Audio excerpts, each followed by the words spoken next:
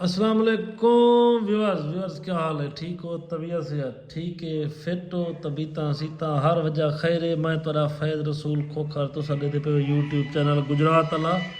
Khokhar viewers आज पाला वो ही वेख के बाहरों निकलण दा रूह नहीं करदा पिया ते हशर थाए पे मैं तेरे सामने दे विच इकट्ठा थिया पिया ए सरदार तकीर खान सही अच्छा अच्छा व्यूअर्स हालात बहु बुरे हैं क्या कर सकते हैं इस टाइम ये व्यूअर साडा ऑफिस सही साडे ऑफिस में मैं तो लाई पे हीटर बलेर मेरा पे काविड़ा उड़े को हीटर चाह के सरदार तकीर खान पाले को सरदार तकीर खान पाले को पूरे थे पैंती सारे बॉस बाहर हो गए सवेर दे वल्ले नहीं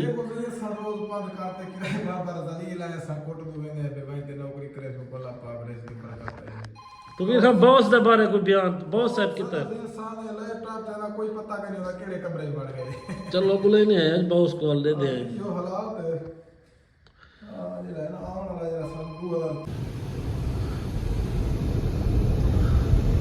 सब से देखो सही ये मौलाना साहब उन दी गड्डी असी वाल न गड्डी कोई पहले नवा रंग दे दी थे हैं तो जो झंडा बना देना पूरी गड्डी को चावल दोस्त को होता है गोए खड़े ट्रेन माल गड्डी खा जाए तो ट्रेन में कोई खड़े था जो गड्डी ते बैठा फोटो दूं मैं अच्छा तू खा गए तोने पता तो बिना सही है मैं वाली गड्डी मंगवा के दी मैं खड़े बहु की दे वाला इतना गड्डी दा व्यूअर्स गाल आई में ए मुलेर सारा पाते में कमेटियां हुन काम देखो भी सारे ते पता मुलेर भाज ना वनी मैं ना वाला गया ना ये ना मैं लाख करना पिया ए लाख थी गई मुलेर ए लान नहीं देना मैं आप कर अच्छा तकीर खान कमेटी देना पाए तकीर खान हां चोखे पैसे की कमेटी है ये बड़े पैसे थबा पैसे दी जो दे देखो 5 बिया दे सो बेटा हां 5 बिया ये नवी कमेटी महीने आ रही नवी शमी मैं कनी पाती ओए ना देसो ना नवी पाती कनी विवर है तो घाट रीति बेटे है के साल पूरा दी जो मैं बुला ए वो काम ना थी वहां के 14 को कमेटी निकलनी 13 को कमेटी ले मई निकल गई है हां प्लेयरों को मैं 14 को कमेटी निकलनी 13 को कमेटी ले मई निकल गई है अच्छा वाल खैर है वाल खैर ए साडा प्यारा से मियां ज़िशान गुरमानी साहब दे वड्डे वड्डे पोस्टर लगे खान से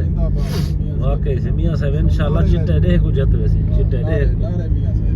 जितण तर एक दफा ढोल बज बेसु असा ये से सफर कुटी में सफर हुन कुटी में दे वाल अपने हुए के रोजगार दो मजदूरी दो कोटा दो रेडी ते चढ़े हुए नहीं भट्ठे ते जे अगो से वड्डा सारा भट्ठे दा मालिक है साद खान और जो तू कहीं भी उसी बैठे दा ये सी होंडा दा शोरूम मोटरसाइकिल आसानी से गिनदे हुन पाला गर्मी गिनसू गर्मी नहीं से गिनदे धूड़ होसी हां ये गाल ही सही है खान साहब